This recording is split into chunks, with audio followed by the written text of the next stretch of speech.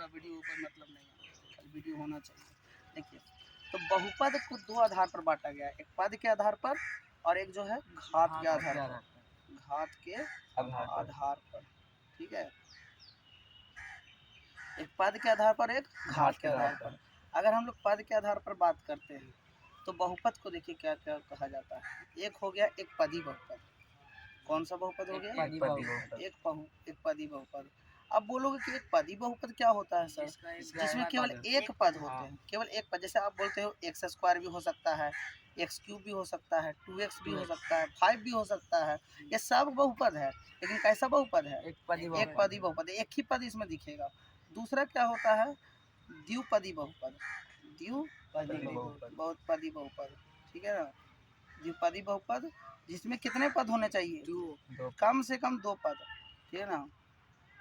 X square plus 1 होगा, 2x plus 3 हो सकता है, 5x क्यूब प्लस 9 हो सकता है, कुछ भी हो सकता है। हाँ। दो पद होने चाहिए, है ना बाबू। आपका नाम क्या हुआ? हिमांशु। आपका? बिट्टू कुमार। आपका? जाकिर। आपका? विक्की। चलिए देखिए ध्यान से, जहाँ पर समझ में नहीं आएगा पूछिएगा, ठीक है। द्विपदी बहुपद, फिर आप लोग बोल रहे हो? नहीं। हाँ, त्रिपदी बहुपद, फिर है त्रिपदी बहुपद। त्रिपदी बहुपद क्या है? जिसमें तीन पद होते हैं। जैसे x square plus x plus 1 हो गया, फिर 2x plus 3x square plus 9 हो गया, ठीक है। अब उसके बाद क्या हो गया? इसमें तीन पद होते हैं। हाँ। उसके बाद और भी हो सकते हैं, 4 पद वाले हो सकते हैं, 5 पद वाले हो सकते हैं, लेकिन जनरली हम लोग को कितना पढ़ना रहता है? 3 पद वाले पढ़ना रहता है, ठीक है ना। अब हम लोग घात के आधार पर देख लेते हैं। घात के आधार पर देख लेते हैं, तो घात के आधार पर जो पहला होता है, कोई बताएगा मुझे घात के आधार पर पहला कौन बहुपद होता है? घात पर, हाँ बोलिए। ये सब जानना बहुत ज़रूरी है, क्योंकि देखिए अगर सोचो कि बिल्डिंग का अगर मान लो आधार ही कमज़ोर है, बिल्डिंग हम लोग बड़ा बड़ा बना रहे हैं और उसका आधार ही कमज़ोर है, तो बिल्डिंग टिकेगा? नहीं टिकेगा। हम लोग बहुत पढ़ लिए लेकिन उसका बेस नहीं जान रहे हैं, तो बाद में बहुत दिक्कत होता है, समझे। इसीलिए हम लोग को बेस जानना बहुत ज़रूरी होता है। तो घात के आधार पर अगर देखेंगे ना, तो घात के आधार पर हम लोग क्या देखेंगे? सबसे पहला जो बहुपद होता है वो होता है शून्य बहुपद। कौन सा बहुपद? शून्य बहुपद। आप लोग नाम सुने हो इसका? हाँ सुने। शून्य बहुपद किसको कहते हैं? जिस पर अधिकतम घात कितना होता है? जीरो होता है। जिस पर अधिकतम घात कितना होता है? जीरो होता है। जैसे आप किसको कह सकते हो? 5 को बोल सकते हो, 7 को बोल सकते हो, 9 को बोल सकते हो। सर ये सब नंबर है सर, 9/8 को बोल सकते हो। तो ये सब भी बहुपद है, लेकिन कैसा बहुपद है? शून्य बहुपद। क्यों शून्य बहुपद है? अच्छा, इसमें x तो नजर नहीं आ रहा है, लेकिन x है इसमें x है। कैसे है? अगर हम किसी, अच्छा बताइए, अगर x पे पावर हम लोग 0 देते हैं तो उसका वैल्यू क्या होता है? 1 होता है। आप एक बात जान लीजिए, अगर कोई भी नंबर रहे, कोई भी 1 पर नंबर 0 दे दिए पावर, 204 पर दे दिए 0 पावर, 908 पर दे दिए 0 पावर, 90 पर दे दिए 0 पावर, इस सब का वैल्यू जानते हो? एक ही होता है। याद रखिएगा कि अगर किसी पर वैल्यू 0 है, किसी पर पावर 0 है, तो उसका वैल्यू हमेशा कितना होता है? एक होता है। ये शून्य बहुपद हो गया। तो शून्य बहुपद इसमें x रहता है, लेकिन x पर पावर कितना रहता है? 0, इसलिए पता नहीं चलता। कोई नंबर को 1 से गुना करते हो तो वही चीज़ आ जाता है। कोई फर्क पड़ता है? नहीं पड़ता। ये शून्य बहुपद हो गया। इसको इंग्लिश में क्या बोलते हैं? Zero polynomial. क्या बोलते हैं? शून्य को बोलते हैं जीरो, और बहुपद को क्या बोलते हैं? पॉलिनोमियल। तो जीरो पॉलिनोमियल। दूसरा होता है एक घाती बहुपद। एक घाती बहुपद, ठीक है ना, जिसका कितना घात हो? एक घात। अब जैसे कि मान लो आप लिख सकते हो 5x लिख सकते हो, 9x प्लस 2 लिख सकते हो। अच्छा, इसमें पद से मतलब है? नहीं, पद से मतलब नहीं, घात से मतलब। ज़्यादा से ज़्यादा कितना घात होना चाहिए? एक होना चाहिए, तब ये घाती बहुपद कहलाएगा। तीसरा क्या होता है? तीसरा होता है द्विघाती बहुपद। द्विघाती बहुपद, ठीक है, द्विघाती बहुपद। अब द्विघाती बहुपद में क्या होता है कि जैसे आप लिख सकते हो जिस पर अधिकतम घात कितने हो? दो। इसको लिखाने की जरूरत नहीं है, इसके क्वेश्चन में ही आंसर छुपा हुआ रहता है। द्विव का मतलब दो, घाती का मतलब घात, दो घात वाला बहुपद, ठीक है। जैसे हो गया 5x स्क्वायर प्लस 9 लिख दिए, 8x square plus 2x plus 3 लिख दिए। अब बोलेगा कोई कि इसमें तो 3 गो आ गया था, 3 गो पद ना है, घात तो एक दो गो है। अधिकतम घात वाला बहुपद क्या कहलाता है? द्विघाती बहुपद कहलाता है, ठीक है। फिर क्या आता है? त्रिघाती बहुपद। कौन सा आता है? 5x 3 5x3 हाँ कोई मतलब कि 5 जरूरी नहीं है, कोई और नंबर 2x3 बोल हो सकते हैं, जाता 2x³ बोल सकते हैं, plus 2x2x square plus plus 9x plus 3, है ना। हाँ। फिर और भी एग्जांपल हो सकता है इसका, और क्या हो सकता है, मान लो 8x³ ले लिए प्लस 9 ले लिए। अब इसमें पद तो मतलब है नहीं, दो को रहे घात से बढ़, अधिकतम घात अगर 3 है तो उसको हम लोग क्या बोलेंगे, त्रिघाती बहुपद कहेंगे, ठीक है ना। अगर मान लो कि अगर सपोज दैट आपको अगर घर पे इस चीज़ को रिवीजन करना है, ठीक है, तो आप इस वीडियो को देख लेना, आपको रिवीजन हो जाएगा, ठीक है। इसमें कॉपी देखो थोड़ा थोड़ा दिख रहा है, ठीक है, कॉपी थोड़ा थोड़ा दिख रहा है। अगर मान लीजिए कि नहीं भी दिखेगा तो आवाज़ तो सुनाई पड़ ही रहा है, आप लोग यहाँ पर समझ गए कि ये हो, आराम से समझ जाओगे, ठीक है ना। तो इस तरह से हाँ डाल देंगे, देख लीजिएगा आप लोग, ठीक है। अब सुनिए, अब इसके बाद जो है ना, इसके बाद हम लोग को एक चीज़ और जानना रहता है। अब ये तो हम लोग जान लिए, लेकिन ये जो चीज़ हम बताए ना तुम लोग को, ईमानदारी पूर्वक बताए, ये 9 का चीज़ था।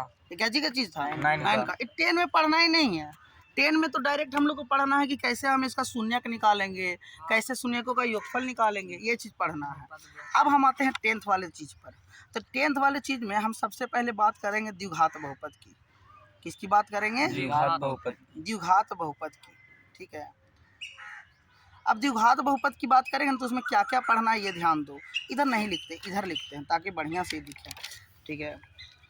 ये द्विघात बहुपद। तो द्विघात बहुपद में सबसे पहला पॉइंट क्या पढ़ना है तुम लोग को, व्यापक रूप। व्यापक रूप जिसके बारे में हम बोल रहे थे, तो इसका व्यापक रूप जानते हो, फिक्स होता है। क्या फिक्स होता है, व्यापक रूप। हाँ, ax² plus bx plus c, ax² plus bx plus c। कोई बात नहीं, वीडियो को नहीं ध्यान देना, हम लोग यहाँ पर ध्यान देना। वो वीडियो तो आपके रिवीजन के लिए हम बस करवा रहे हैं कि आप लोग बाद में रिवीजन कर सके इसको। तो व्यापक रूप क्या हो गया, ax² plus bx plus c, ठीक है ना। दूसरा चीज़, हम लोग एडवर्टीजमेंट थोड़ी ना करना है, हम लोग को बस पढ़ना है यहाँ पर, ठीक है।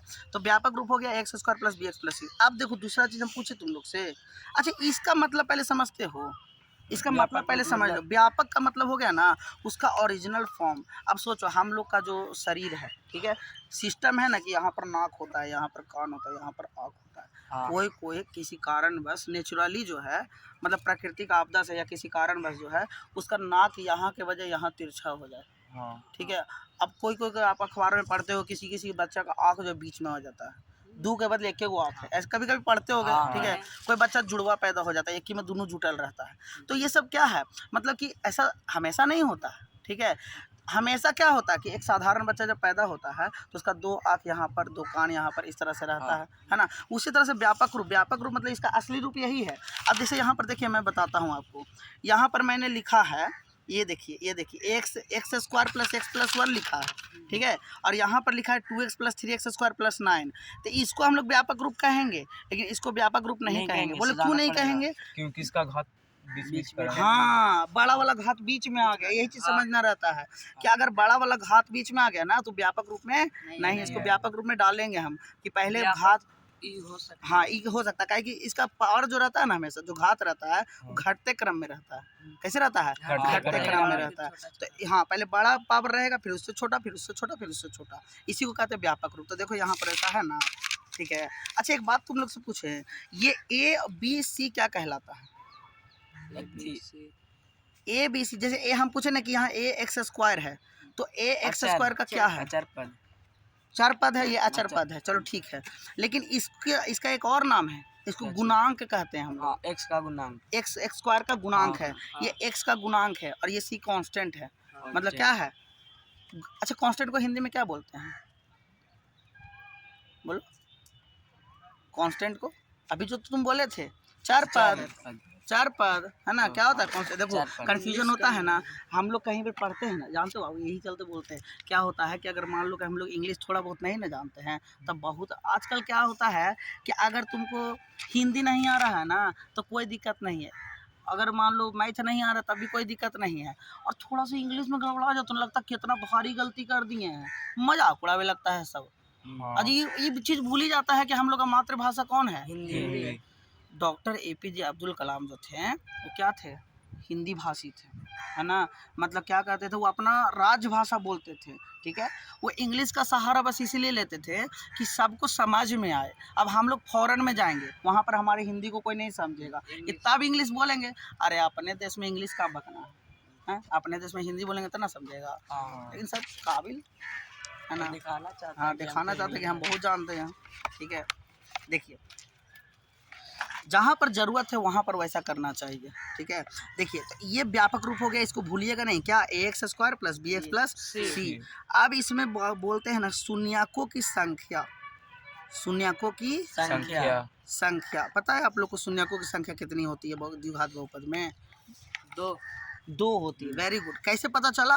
अल्फा प्लस बीटा नहीं वो नहीं, शून्यक का मतलब समझते हो आप? पहले किसी भी चीज़ का मतलब पहले समझो। शून्यक का मतलब क्या होता है?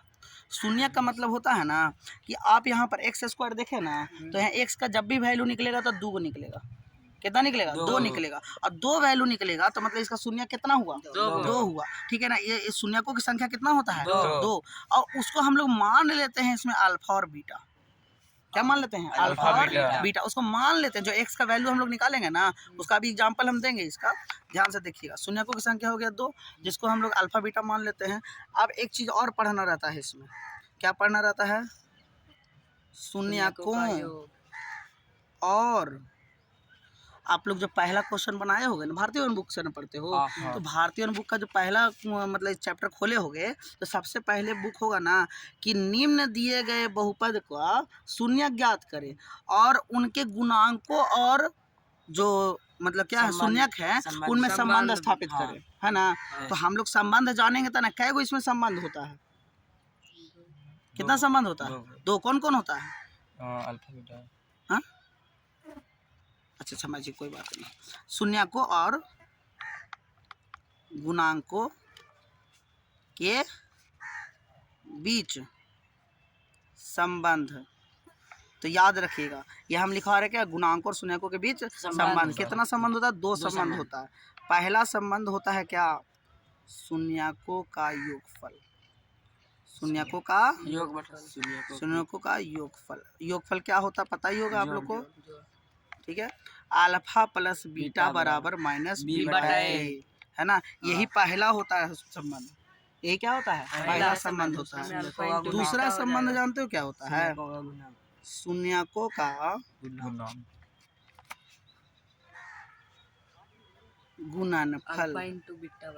शून्यकों का गुणनफल जो कि होता है अल्फा इंटू बीटा बराबर सी बटा ए, ठीक है ना। यही 2 होता है, यही 2 होता है।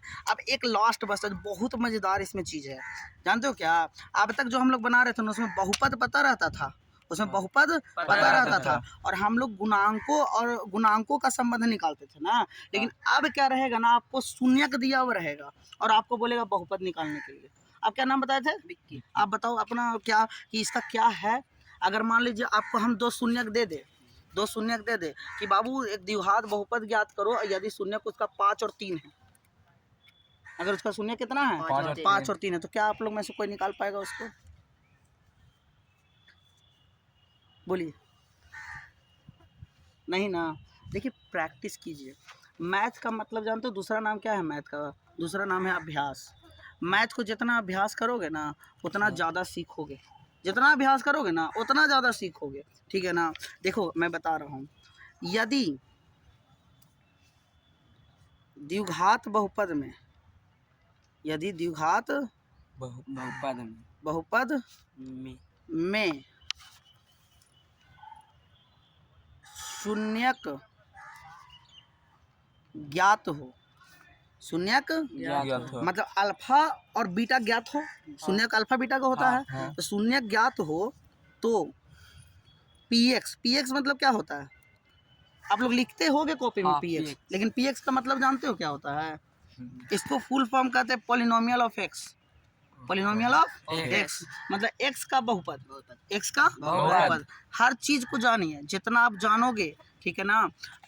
APJ अब्दुल कलाम कहते थे ना, एक बच्ची ने उनसे पूछा था जब वो जिंदा थे ना, तो जो मतलब कहीं जाते थे स्कूल वगैरह में भाषण देने के लिए, तो एक बच्ची ने उनसे पूछा कि सर हम लोग को मतलब कि सक्सेस होने के लिए क्या चाहिए, सक्सेस मतलब क्या, सफल होने के लिए क्या चाहिए।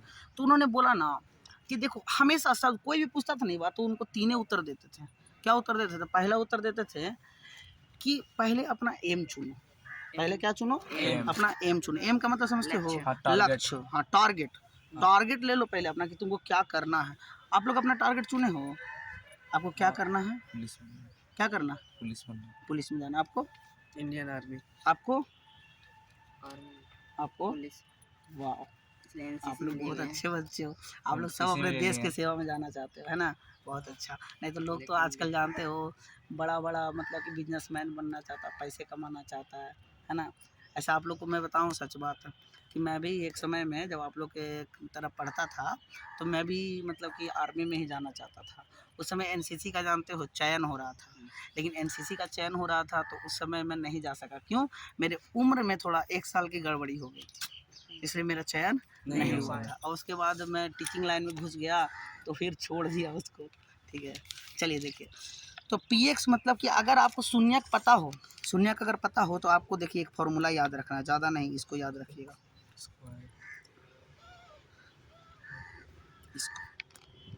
क्या है ये? X square minus alpha plus beta into x और प्लस अल्फा इंटू बीटा। लेकिन एक चीज़ और बताते हैं, जनरली आप ये लगाइएगा जब आपको दो शून्य केवल पता रहेगा तब, ठीक है ना? लेकिन एक और पी एक्स का वैल्यू होता है जो हम किताब में आपको बता देंगे अगर लाए होगे तो। किताब लाए हो मैथ का? आप लोग नहीं लाए हो? अभी रुक जाइए, पहले थ्योरी बता देते हैं उसके बाद। ठीक है, अब देखिए इसके बाद जो है एक और फॉर्मूला इसका होता है a into x square minus alpha plus beta into x और प्लस अल्फा इंटू बीटा। ठीक है ना? ये होता है ना? अब ये वाला पढ़े हो ना? तो ये कब यूज होता है और ये कब यूज होता है ये जानना होगा, नहीं तो गड़बड़ी कर दोगे और कंफ्यूज भी हो जाओगे, है ना? जानना होगा कि ये कब यूज होता है और ये कब यूज होता है। ये तब यूज होता है जब शून्य के अलावा कुछ दिया हुआ रहता है। दो शून्यक दिया हुआ है ना, उसके अलावा कुछ दिया हुआ रहता है तब ये यूज होता है। लेकिन अगर केवल शून्यक दिया हुआ रहता है तो सिर्फ ये यूज होता है। समझ में आई बात? कोई दिक्कत? ठीक है, अब इसी तरह से ये द्विघात बहुपद हो गया ना, ठीक है। अब त्रिघात बहुपद भी समझा दे कि इस पर पहले क्वेश्चन बता दे, बता दीजिए इस पर क्वेश्चन बता दे। ठीक है, उस वीडियो को कट कर दीजिए इस वीडियो हाँ।